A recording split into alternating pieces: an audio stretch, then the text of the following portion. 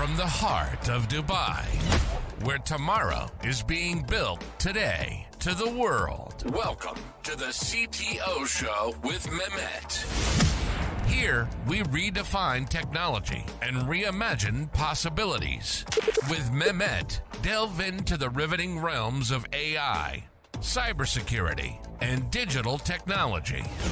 Experience the thrilling highs and lows of startups. Immerse yourself in the spirit of entrepreneurship and witness the future of business innovation being written in real time. Now, without further ado, let's tune in and explore the future. Hello and welcome back to a new episode of the CTO Show with Mehmet. Today I'm very pleased joining me Habiba. Habiba, she's the CTO and co-founder of Metric.app. Thank you very much for being with us here today, Habiba. The way I love to do it is I keep it to my guests to introduce themselves, to tell us a little bit more about their background and what they are up to. So the floor is yours. Sure. Thank you so much, Mehmet. It's nice to meet you and to talk to you here today. So yes, my name is Habiba. I am the CTO of Metric, and I've been with the team since the very beginning. As you mentioned, I'm one of the co-founders. My background is in AI and machine learning, in computer science. I had been working in this field for more than 2 decades now.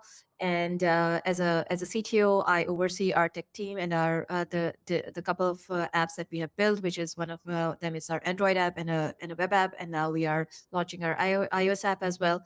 The application that we are building is for small and medium-sized businesses to manage their finances and to give insights to them to help them grow their businesses.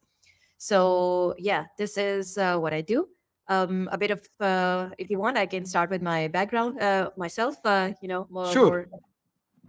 Yeah, actually, what I'm interested, Habiba, in, I know, like, if you can tell me a little bit more. I know that you have done some transition from, doing research and kind of academia to where you are today, with your journey. So if you can highlight a little bit about that journey as well. Sure. So starting from start, I'm a big math enthusiast. So this is where all my inspiration started from trying to do something in mathematics, which transitioned into computer science. I got my undergraduate in computer science from Pakistan, where I am originally from. And then I moved to the US, to the University of Illinois, Chicago, where I went for my grad school. I did my PhD in computer science from there. Basically, the topic that I was working on was finding influential individuals in dynamic networks. So it was basically a network application of data-driven methodology.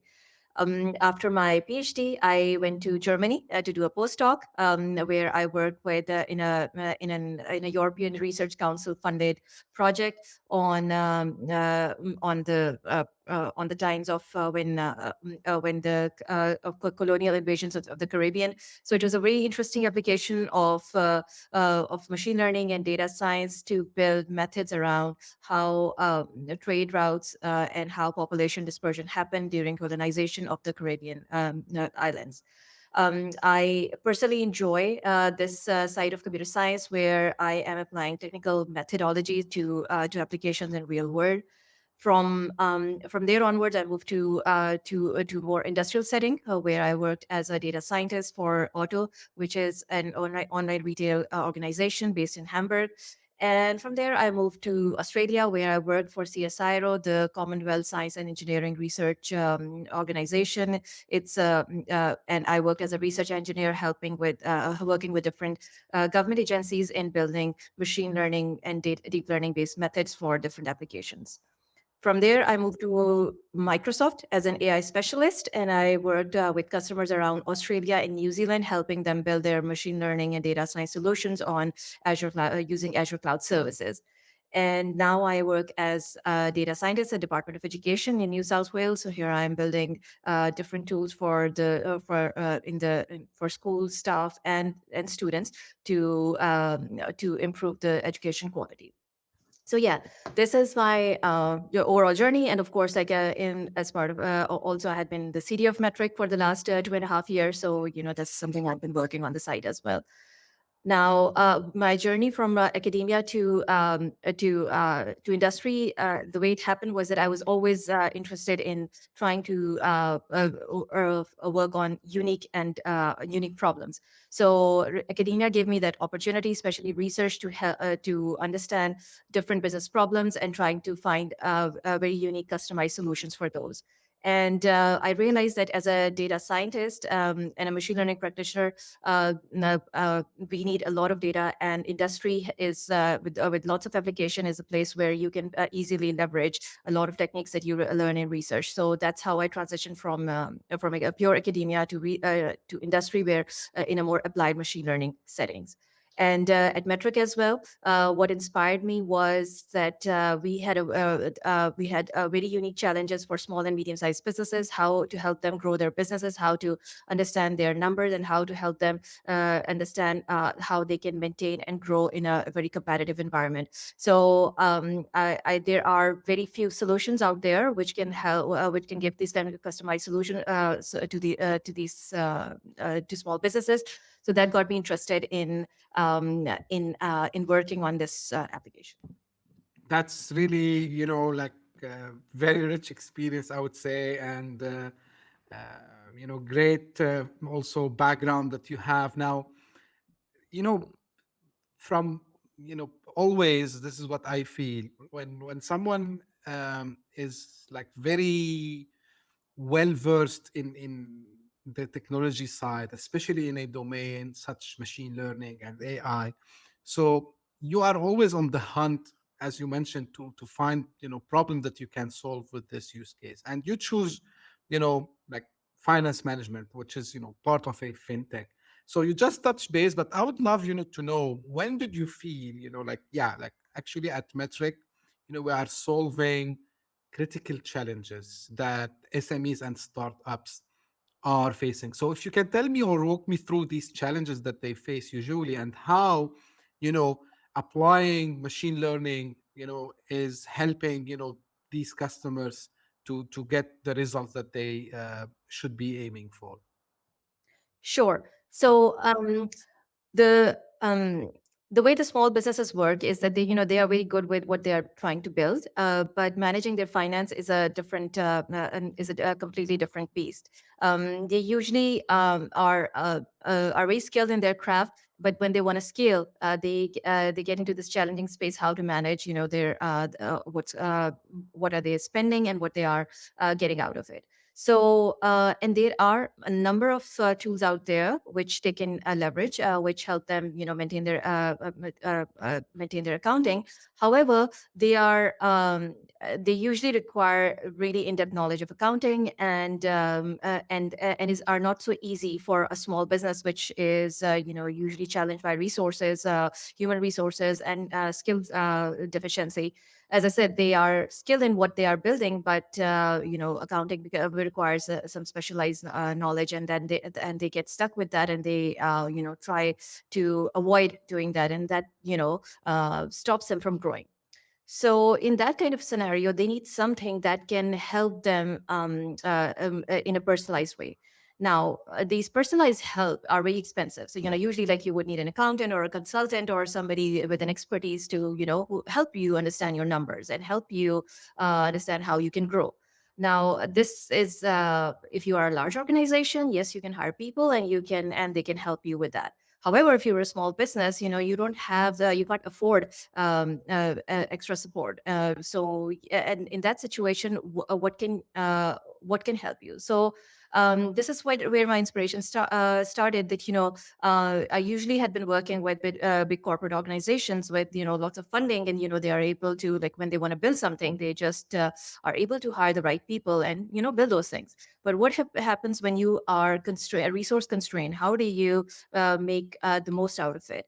And AI and machine learning is one field which is powered by data. So if you have data, you have the power, and it's just a matter of how do you leverage the data. And so this is where I believe Metric can has a very special position, is in a very special position to help businesses, because based on the customer's own numbers, we can give them personalized metric of how their business is doing, what they can do to improve it. So and we can automate the process so that they get this kind of feedback in real time, which is something that can help them feel empowered and grow their business.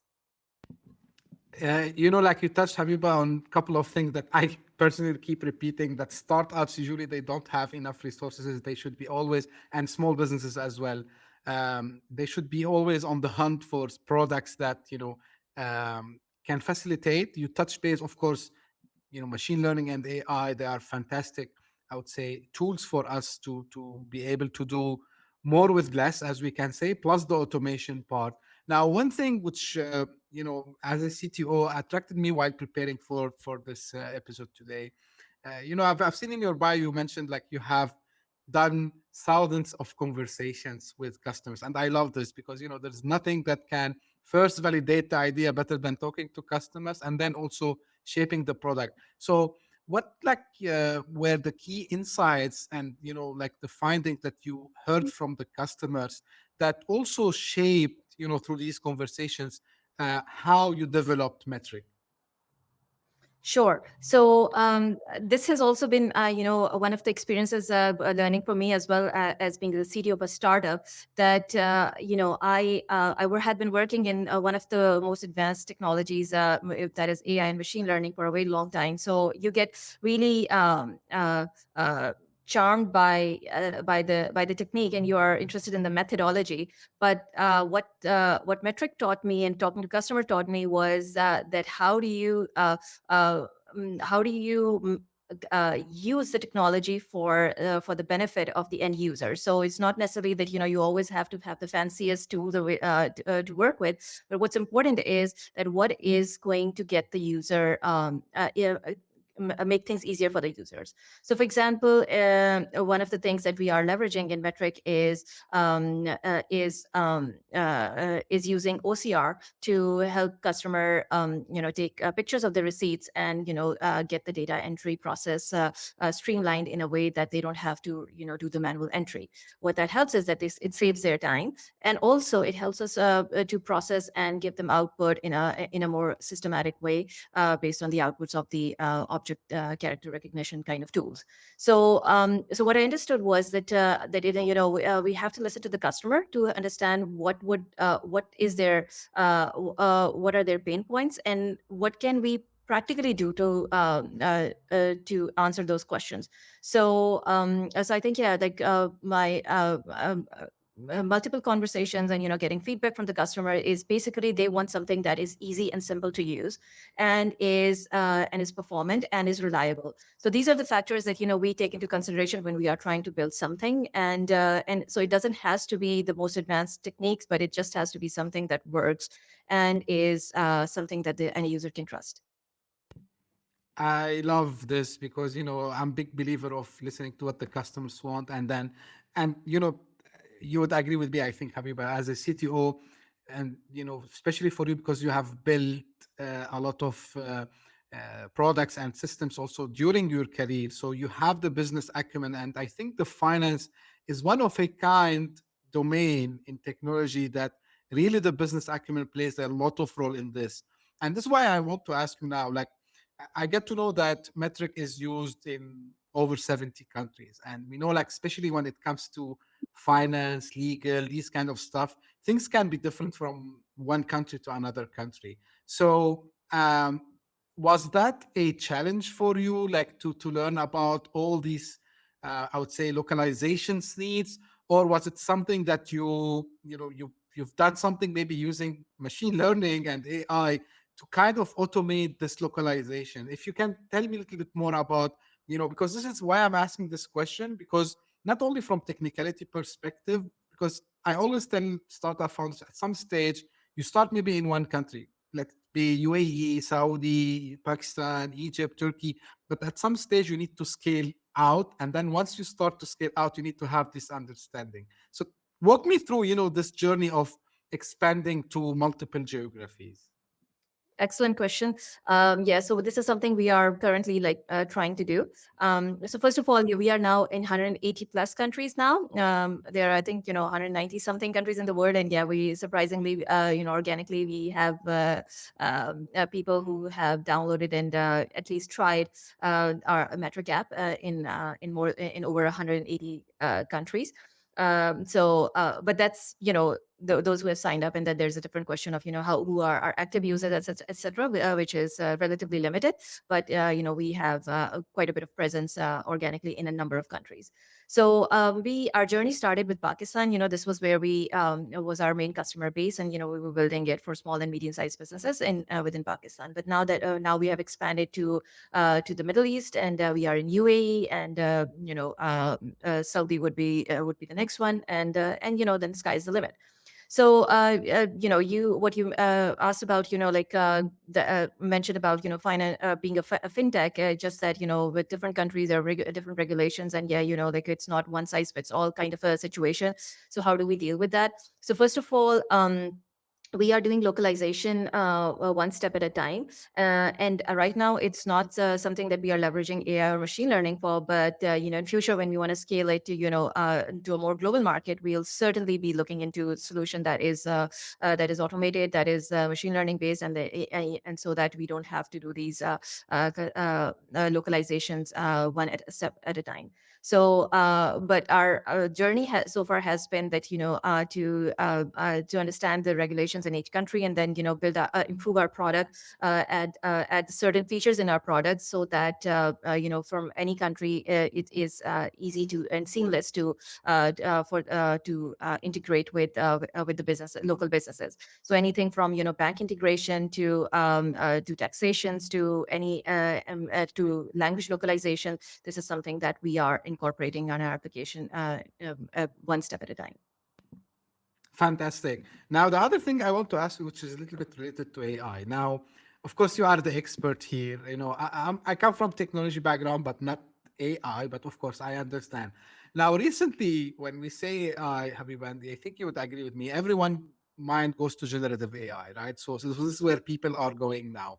Of course, there's a huge potential over there. So first, I would ask you, like, with the generative AI, everyone start to say, and you mentioned the data also here, talk to your data. So from this perspective, what are you seeing, the benefits of coupling fintech, especially with what you do now at Metric, with generative AI? But beyond this, I mean, beyond generative AI, how you see, things moving forward in the domain of fintech, adopting other AI tools, because AGI is one tool. I mean, generative AI is just one tool. So how you are seeing, other, like technologies within AI affecting the fintech? Sure. So a few things that I'm seeing, and a few things that we are already, are working on. First of all, is personalization with with building a micro advisory for our end users. So the idea here is that, okay, we are sitting on our customers' data, and one of our main goal is to provide insights to the end users based on their data, and to help them and to give them tips, and to give them metrics, and to give them some health score of how their business is doing, and even doing some level of causality analysis, that what they need to do to improve their business, or if like they are what are the things that they had been doing in the past that can help that they were doing right and keep doing, or things that they can change, etc. Not just based on their own businesses, but generally generalizing it to more into like even their business sector or the region that they are operating in. So this has been something that we have been working on. But now with the generative AI, what we can easily add to the mix is that now a customer, instead of us pushing these tips and feedback to the customer from our end, the customer can seek them themselves. So providing them with a conversational AI interface where they can ask questions about what do I need to do, how much should I be spending on marketing this month, and based on their data, we can give them insights as to what would work. So it could be based on their businesses, or generally based on the generic sector that they are operating in. For example, if it's e-commerce, so we can say that other generally organization in e-commerce, they're spending in this area, and this is given you what the revenue you have, this is how this percentage you should be spending on marketing, or other areas. So this is, I think, a very straightforward use case of an application of generative AI in this space. Now, taking it further, what I see in future is where generative AI can be even more helpful is that they're giving a more visual outputs to the user. So not just responding in a conversational interface, but also giving them detailed graphs and charts and images of or trends, industrial trends, etc. So I think this is and this is not something really too far in future. This is something people are already working on and can easily leverage. So I feel like that would make the whole process of generating insights a lot easier and simpler, this is something that that would empower the businesses even more. That's great to hear this what's coming in the future, and I think you're leveraging, as you mentioned before. Actually, your product is built around machine learning and AI, so I'm sure like you would have a rich roadmap in the future. I'm right, right? Yep. Yeah, totally. Yeah, this is something, our main focus moving forward. Great. Now, I want to shift a little bit gears because, like a lot of people are interested now to be in this domain, and we know like the base for machine learning and everything that comes around it. As to your point, again, we go back to the data. And now, people are thinking how we can get into this domain. So by being, for example, starting being a data scientist, right? So what advice you would give to young professionals and students mainly who they want to pursue a career in this domain, in that data science, machine learning, and maybe if you tell us also within that domain, like should they also, I mean, not necessarily one domain, but are there like any applications similar to fintech that they can also focus on, that can niche down to that? Great. Yes. So, so my first advice is that given that the way AI has evolved in the last 1 year, I feel like getting into AI and machine learning, it has become a lot easier because now there are so many pre-built powerful models that you can just leverage. So you basically need to have a little bit of engineering background to know how to call an API and build a front end interface to get started. So it was quite different a few years ago when to get into this field you would mostly have to try to build your own models. You would have to train your own models and deploy it somewhere and then use it, and this would require some specialized skills, some learning of how do you build these models and where do you deploy, etc., etc. Now with these pre-built models, it's just that you need to have a certain level of understanding of how you call APIs from different tools and technologies, and how to use them. So I think it has made it a lot easier. What I find is that still a big gap is the challenge of finding a good business problem that can be used that AI or machine learning or these large language models or generative AI can actually help answer those questions. So I think there's a lot of hype, there is a lot of excitement, but practically what they can achieve, what their limitations are, something that are something that we have to be very careful. And especially when you talk about fintech, you mentioned the highly regulated industry and with working with sensitive data. So we need to be very careful that how we using any pre-built model, what is exactly it's outputting, and how do we do the evaluation of the responses it's providing us are actually useful. So how do we measure that? So this is something we need to be careful about. Now, which fields are the one that I feel where these techniques can be very, very useful other than fintech is what I found is that in health sector, and in marketing, these tools are heavily used, and they are very useful. The reason I find them potentially very useful in those industries is because of the data that is available to fine tune these models. So you have these base models, foundation models, but then for every application you have to customize to it in a certain way. So you need some kind of fine tuning so that it's really is able to answer the kind of questions which is very specific to your domain. And I feel like in healthcare and marketing, we do have those sort of data that can be used to help fine tune. Also, how you can. I think the very big differentiator of using these models is when you use your when you use proprietary data to answer not just a generic question, but specific to a particular domain and for your user. So I think this technique called RAG, retrieval augmented generation, is something that is definitely going to be something leveraged a lot in the future. Absolutely. And, I remember when I tried one time to just out of curiosity to see how this machine learning works. And, I came across one course and there was like, they touched base on like something like deep learning, TensorFlow, and these, libraries. And, like, just like matter of training, little bit of data, it's a huge effort.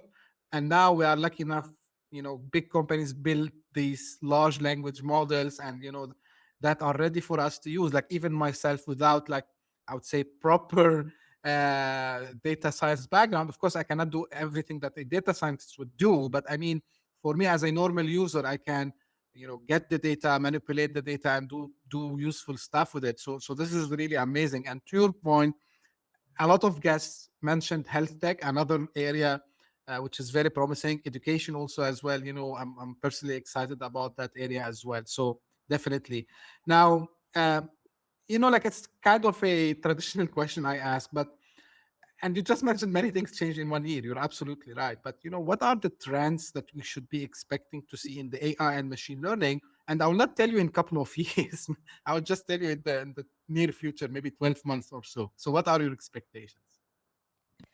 So a few trends that I can see coming in future is, I think from a hardware perspective, I feel like, things, the availability of powerful compute so that you can train your own models. I think this is something that is lacking, but I think they definitely now there is a big need for it now that we know the power of these large language models. So more and more companies are trying to build their own custom solutions, and for that you need compute. So I think from a not necessarily from a software technology or the methodology perspective, but more like like having cheaper hardware available. I mean that's how even large language models came about.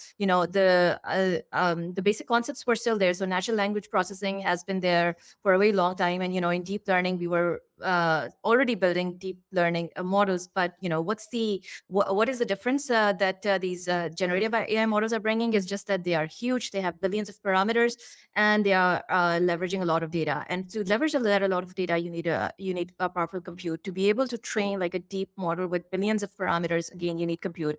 So the basic methodology was still there, but what made it made the whole difference was having being able to train these large models. So I think what I see in the next 12 or so months is, and this is something I'm seeing at my with anyone I'm working with, that they are just waiting until they can train their own models so that they have more power, they have more control over what they are building, and not just using these pre-built models that are black boxes. Because I feel like the more we get into it, we have to be careful from a responsible AI perspective that what is this, how much we can trust the output of these models. I mean, in the end, they're all stochastic models, so they give as exact answer as based on the data they're trained on. So depending on what your sources of data is, they have their biases built into it, and hallucination is another issue that is well known about large language models, that they are sometimes like having learned through such a huge corpus of data, they start becoming very creative, and the responses may not be useful in the sense that they're exact. So these are the places where I feel like there will be a lot more work done. So one is from a hardware computational perspective, then secondly responsible AI, and then evaluating these large language models. So even I get challenged by seeing like it's overwhelming that pretty much like every day there are new foundational models that you hear about, and everyone would claim that their models are the best. But how do you evaluate them? How do you benchmark these different technologies? So I think there will be a lot more work done in that area in near future. Absolutely. And, of course, the first part, I think everyone would agree with you about, and everyone, talking about how I can train and, have this compute locally on my machine, even on my smartphone. I know like Samsung, they're trying to do something. I know Apple, they are trying to do something also as well in that, and other, yeah, I mean, hardware vendors as well. And the second point, this is why we start to see, and, like, I never seen, when you have a technology and then a technology that complement very fast. So everyone is talking about, retrieval augmented generation, which is RAG. They call it, just to make sure that the AI is more accurate, more. Uh, to your point, it's not hallucinating. There's a lot of startups also in that domain, which is fascinating because like we just have the generative AI, and in just less than 1 year we start to have these complementary startups. Now, as we're coming almost to an end, Habiba, with you today, uh, final advice from you also for people who want to start. I mean, to go and have a startup, especially if they come from a technology domain. What you can tell them, and where we can find more and learn more about you and Metric.app.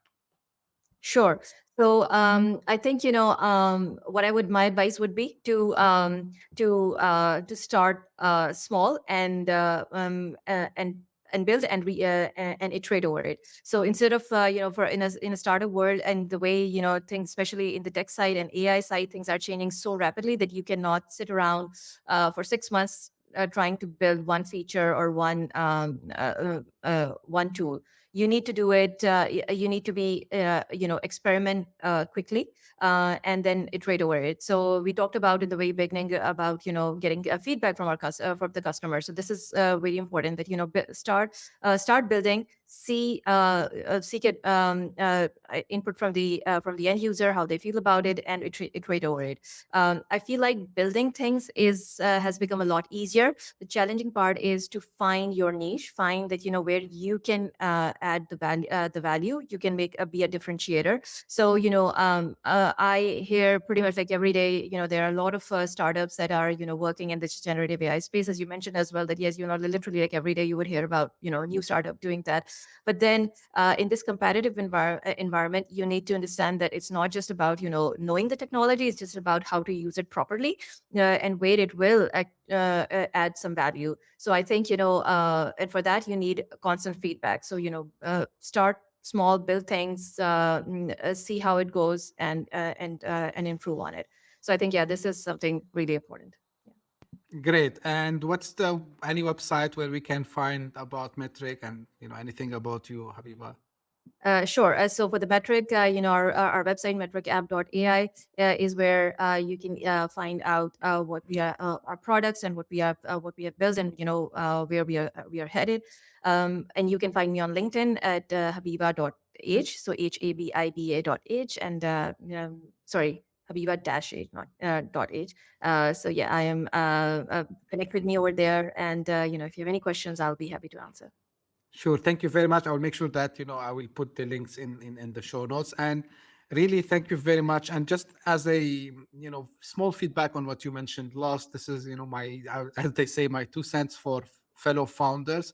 You mentioned previously in one of the answers for my questions about finding the business problem and then build the solution on it and then go and start and get feedback. So absolutely 100% I agree with you.